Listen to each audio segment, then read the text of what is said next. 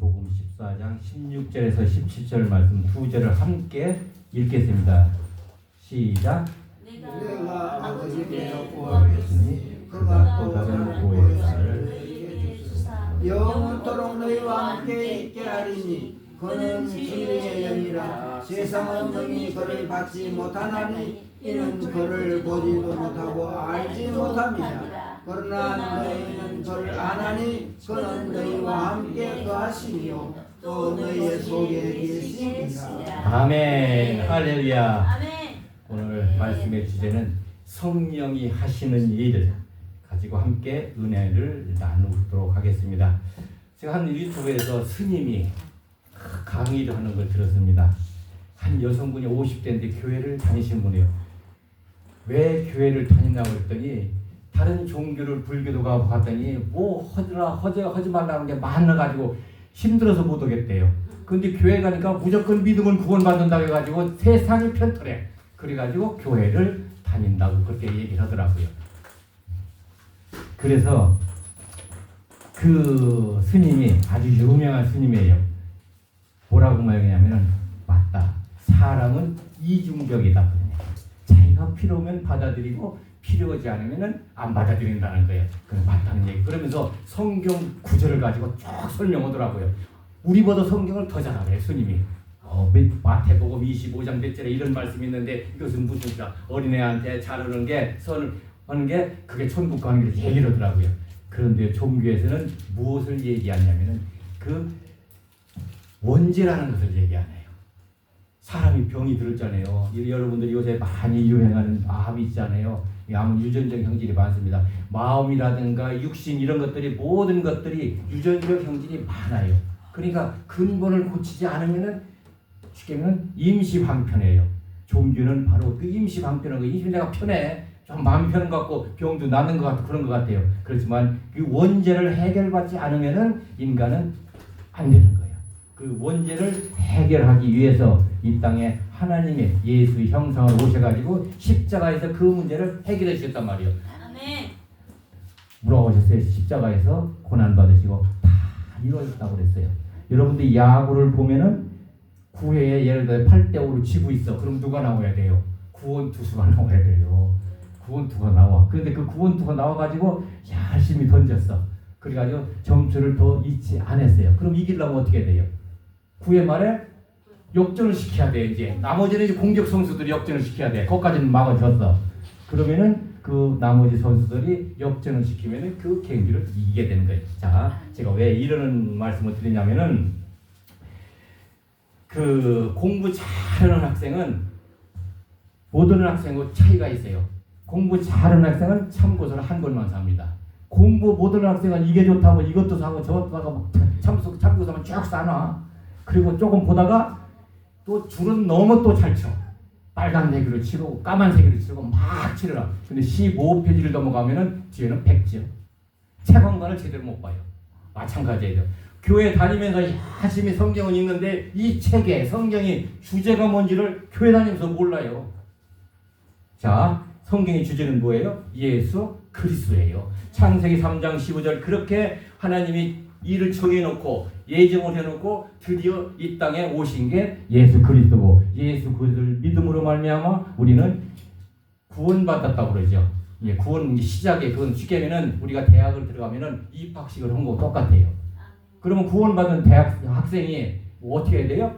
공부를 해야 되죠. 그러니까 무사히 대학을 졸업해야 돼요. 예. 우리 다시 한번 우리가 이제 한번 점검을 해봐야 돼. 우리가 하나님을 믿는다고 그러고 예수님을 이름으로 기도를 하잖아요. 실제적으로 보여요? 안 보여요. 알 수 없는데 그 속에서 우리가 은혜를 받는단 말이야. 그러면 체험을 하게 되죠. 무엇인가 도와주고 있다는 것을 어렴풋이 알게 돼요. 그런데 그게 성령이라는 것을 조금씩 영적인 것을 깨닫게 됩니다. 눈에는 안 보여요. 사도행전 1장 8절 성령이 임하시면 권능을 받고 증인이 된다고 그랬잖아요. 증인이라는 것은 은혜를 받았다는 뜻이에요. 왜 그 은혜를 주실까요? 영의 세계를 가르치기 위해서 예수님의 그 세계를 가르치기 위해서 된 거예요. 할렐루야. 요한복음 16장 13절에 보니까 그러나 진리의 성령이 오시면 그가 너희를 모든 진리 가운데로 인도하시리니 그가 스스로 말하지 않고 오직 들은 것을 말하며 장래일을 너희에게 알리시리라. 아멘. 아멘. 오늘 저와 여러분들은 하나님이 부르신 종이란 말이에요. 그러면 여러분들은 보통 성도들하고 틀려가지고 하나님이 계시의 영을 줍니다. 이 말씀을 깨달을 수 있는 은혜를 주시고 이 말씀을 해석할 수 있는 은혜를 주셔요. 그걸 세상 사람들한테 얘기한단 말이에요. 장래일을 우리가 예수 그리스도를 중심으로 삼아서 그 말씀을 전하게 됩니다. 저 여러분들을 통해 세상 사람들을 어떻게 거듭나게 하시는 그 은혜를 저희들이 먼저 갖고 크게 받는 거. 할렐루야. 그래가지고 이 은혜가 어떤 분은 치유의 은사가 있어요. 예수 이름으로 기도를 하니까 병이 나음받아. 또 어떤 분은 방언의 은사도 있어요.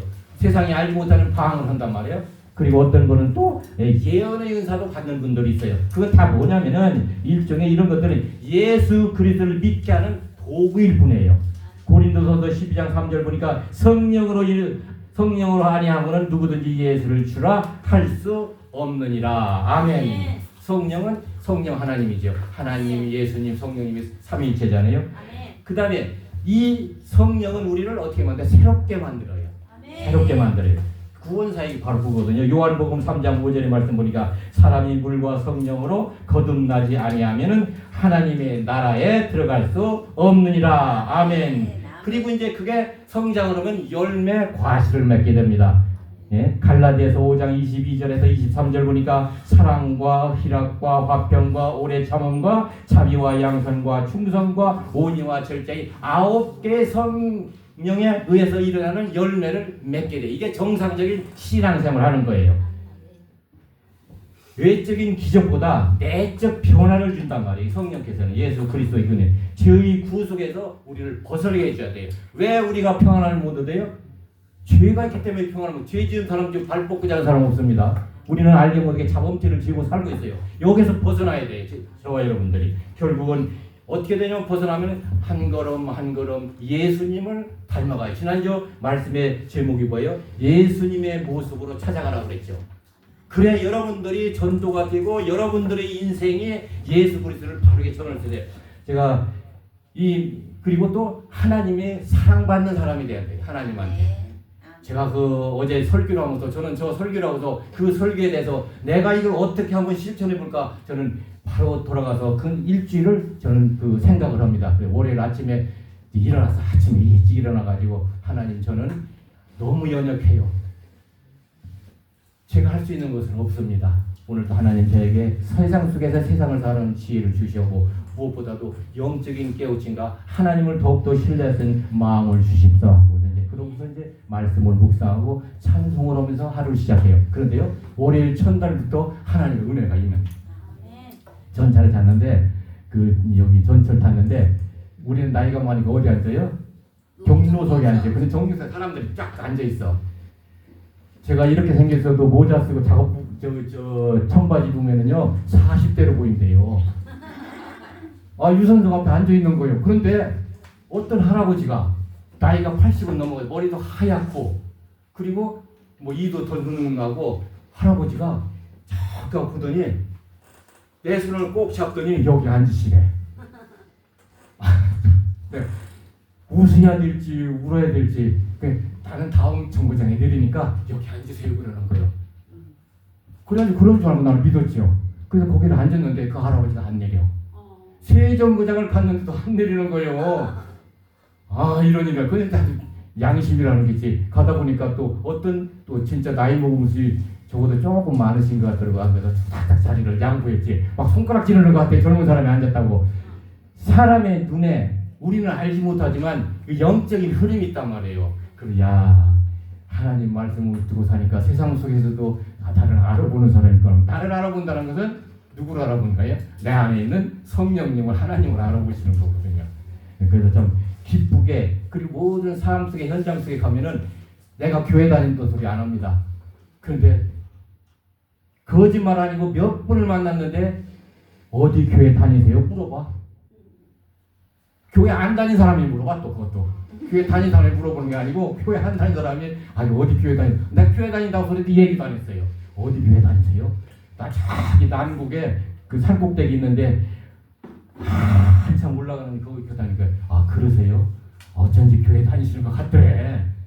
그렇게 사람이 그 영적인 그 변화의 모습이 돼야 돼요. 그래서 많이 저도 노력하고 여러분들도 한번 노력을 해보시기 바랍니다. 예수님의 모습으로 여러분들이 세상을 찾아가야 돼요.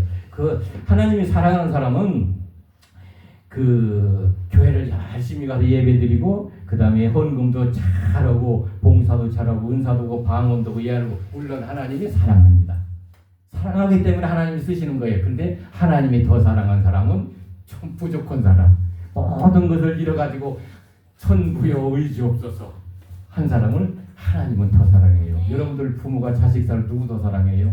똑똑한 자식 물론 사랑하죠. 그런데 좀 부족한 자식을 더 사랑해. 그리고 여러분들 지금 모습이 좀 부족하다고 절대 실망을, 나는 하나님으로부터 더 사랑받는 사람이다 이렇게 생각하시면 돼요. 네. 때가 되면은 이루시는 거예요. 그 여러분들이 잘 아는 세계 경제를 움직이는 것은 옛날에는 뭐냐, 철강왕 카네기하고 그 다음에 석유왕 누구 있어요? 록펠러 있어요. 록펠러가요, 이게 보통 돈에 욕심 있는 거 아니에요. 금을 캐러 막 돌아다니는 거예요. 그 어머니는 매일 그 온난 자식을 위해서 교회 가가지고 새벽기도 맨날 드리고 있는 거예요. 근데 록펠러가 이제 큰일 났어. 인부들 돈을 줘야 되는데 금이 안 나와. 곡괭이를 들고 이제 내일까지 돈 안 주면 죽인다고 그러는 거예요. 큰일 났어. 그러니까 겁이 나니까 엄마한테 가니까 엄마가 쳐다도 안 봐. 너희 놈아 여기 무릎 꿇고 하나님한테 기도를 해. 그러니까 어쩔 엄마한테 그 달러 돈이라도 좀 얻으려고 갔는데 돈은 안 주고 무릎 꿇고 기도하는 거 어째서 할 수 없이 당장 내리면 죽는데 그래가지고 무릎을 꿇었어요. 그런데요 하나님 너 내가 돈 벌게 해주면 너 뭐 할래 그러더래요. 이제 영감 있죠. 그러니까 내가 돈 벌으면은 그 뉴욕은 아메리카의 수도죠. 수도세는 내가 다 내겠습니다. 그때 그리고 다짐을 하죠. 그리고서 나왔어요. 그래가지고 이제 현장에 이제 금캐로 갔더니 살기 등등해 사람들이 이제 곧 죽여 이제 한 번만 오늘 한 번만 더 한번 굴을 파달라고 그랬어요. 파가지고 안 나오면은 나 죽여도 괜찮다고. 그런데 그 땅을 봤는데 뭐가 나올까요? 금은 안 나오고 석유가 나왔어요. 그 세계 경제를 지배합니다. 록펠러 재단의 인명부금은 우리나라의 사장 같은 인물이 옛날에 전화번호 두께가 이렇게 두께네. 거기에 꽉 차 있어요. 최후의 순간까지 포기하지 않으면 돼요. 우리가 실패하는 것은 중간에 포기해서 그래. 라파 성경에 여러분들이 사역에서 포기하는 것은 모든 것을 다 잃었을 적에 그때 시작하는 거예요. 그러시면 틀림없이 여러분들 인생에 새로운 길을, 내가 연약하다는 것, 내가 힘이 없다는 것, 하나님은 그런 사람 쏘지 조금 잘난 사람도 한번 해보라고 냅둬 그래요. 네. 저는 최근에 그런 것을 많이 느꼈습니다. 그래서 우리가 그 말씀이 이제 그 생명력이 있어야 되는데 생명이 있어야만이 성령이 역사를 합니다. 히브리서 4장 12절 말씀에 하나님의 말씀은 살아있고 활력있어 좌우에 날던 어떤 검보다도 예리하여 혼과 영과 및 관절과 골수를 찔러 쪼개기까지 하며 또 마음의 생각과 뜻을 판단하느냐. 아멘. 지난주 말씀이 사마리아 여인이지요. 세상에 버림받는 사마리아 여인가 예수님 곁에 가가지고 예수님 말씀을 들었는데 사람이 변해버려. 뭐 유창하게 무슨 세상을 설명한 것도 안 해요. 세상 사람들이 이해할 수 없는 말을 했는데 사마리아 여인이 바뀌어버리고 그래 전도자가 되잖아요. 히브리서 4장 13절에도 후반에 이런 말이죠. 하나님 눈앞에 만물이 벌거벗은 것 같이 드러나느니라. 아멘. 저와 여러분들이 하나님 앞에는 벌거벗은 그 모습이 된다거나 알아야 돼요. 우리는 아이고 죄 없다고 천만의 말씀. 오늘 죄짓고 종아리 맞아도 내일 또 죄죠. 그건 왜냐하면 원죄라는 것은 이게 영이라는 죽질 안에 계속 우리를 선과 악의 싸움에서 우리를 계속 괴롭히거든요. 성령 충만을 받아야 되는데 그러기 위해서는 바라봄의 원칙이라 있어요. 특히 이제 순복음교회는 조영규 목사님이 보라고 그러잖아요. 계속 이 차력사들이 보면은요, 그 딱딱한 돌을 갖다가 손으로 깨잖아요. 왜? 그걸 계속 보면은 그게 자기 힘보다 작아진대요. 그때 치면은 그 깨진대요. 마찬가지. 우리도 하나님 말씀을 뚫어지게 봐야 돼. 성경에는 그런 게 많이 있죠. 예? 야곱이 저희 외삼촌한테 재산 다 뺏기고서 그 못생긴 염소하고 뭐 양하고 준 거 그걸 가지고 그 나무를 쫙 계속 바라봐서 저기 하나님 능력이 생겼잖아요. 마찬가지. 저 여러분들도 이제 그런 하나님의 첫째는 악을 이겨야 되는데 바라봄의 원칙을 잘 이해하시기 바랍니다. 고린도전서 6장 19절에 보니까 너희 몸은 너희가 하나님께로부터 받은 바 너희 가운데 계신 성령의 절인 줄을 알지 못하느냐. 너희는 너희 자신인 것이 아니라. 우리는 우리 게 아니고 누구의 것이에요? 주님 것이에요. 주님 것이는 내 물건이 아니면 내 몸을 마음대로 그것은 작물 취득이라고 그건 법으로도 걸려요. 내 몸이 아닌데 내 마음대로 오는 거 안 되죠. 하나님 법대로 돼. 그래서 우리는 세상의 법은 우리를 잣대를 만들게 되는 거고, 우리는 누구의 법을 지시를 받아야 돼요? 지배를 받아야 돼요? 성령의 법 안에 있어야 돼요. 마음이 찔려. 이걸 하면 안 돼. 자, 이걸 무슨 내가 이거 욕심 부려도 이거 한번 해보려고 그러는데 이걸 자꾸 하지 말라고 하면 하지 말아야 돼요. 성령의 지배를 받아야 돼요. 예? 세상의 지배를 받지 말고 성령의 지배를 받아야 돼요. 로마서 12장 21절 보니까 악을 이겨야 되는데 우리가 이 악 때문에 우리가 이제 고생을 하거든요. 하나님 말씀이 이렇게 돼 있어요. 선으로 악을 이기라. 아멘. 특히 로마서 12장 19절 보니까 원수 갚는 것이 내게 있으니 내가 갚으리라 하고 주께서 말씀하시니라. 아멘. 혈기가 많은 사람이 세상에 싸움 많이 하는 사람이 이기는 것 같지만 나중에는 다 망해요. 싸우지 말고 하나님의 절대 주권에 우리가 맡겨야 돼요. 에베소서 6장 11절 말씀에도 마귀의 관계를 능히 대적하기 위하여 하나님의 전신갑주를 입어라. 자, 하나님의 전신갑주 뭐가 있어요? 진리의 허리띠를 메고 예수는 그리스도 나의 모든 문제를 해결하시는 분은 허리띠를 딱 매. 그 다음에 의의 호심경을 붙이고 이마에는 라이트를 붙여야 돼. 그래 어두운 길로 갈 수 있잖아요. 예? 복음에 그 다음에 복음에 신을 신어야 돼. 복음이라는 것은 하나님이 나와 함께하는 것. 걱정을 거 없어. 어두운 골짜기 가더라도 걱정을 거 없어요. 평안의 복음을 신고 그 다음에 믿음의 방패로 그 다음에 구원의 투구. 여러분들이 이제 아까 대학교 합격했다고 그러잖아요. 그러면은 졸업 때까지 쭉 가야 돼. 합격 못하는 것은 아무리 학교를 다니도 청강생밖에 졸업장 못 받아요. 우리는 이미 예수 구주로 영접해가지고 성령을 받았잖아요. 이제 입학을 했어. 그 다음에 졸업 때까지 잘 말씀을 따라서 피로나에 나가야 그래서 이제 지금까지 진리 허리띠의 호신경, 평안의 복음 보신, 그다음 믿음의 방패, 구원의 뜻 이런 것들은 방어용이에요. 내가 근데 아무리 방어를 잘해도 공격할 수 있는 틈이 있단 말이에요. 저와 여러분들은 그 틈이 있어요. 그때 공격할 수 있는 게 성령의 검. 성령의 검은 뭐야? 하나님의 말씀. 내가 실수해서 그런 세상 사람들한테 손가락질 받고 이제 폐인이 되잖아요. 아니야. 하나님은 나를 다시 이렇게 세워주실 것이야. 성령의 검을 가지고 이제 승리해야 돼. 공격을 해야 돼요. 에베소 6장 18절 보니까 모든 기도와 간구하되 항상 성령 안에서 기도하고 이를 위하여 깨어 구하기를 항상 힘쓰며 여러 성도를 위하여 구하라. 아멘. 저와 여러분들의 무기는 중보기도를 해주시기 바랍니다. 말씀에 기준해야 돼요. 당신은 하나님이 지금 함께하고 있어. 예수는 그리스도시야. 무슨 말이라 이게 그리스도?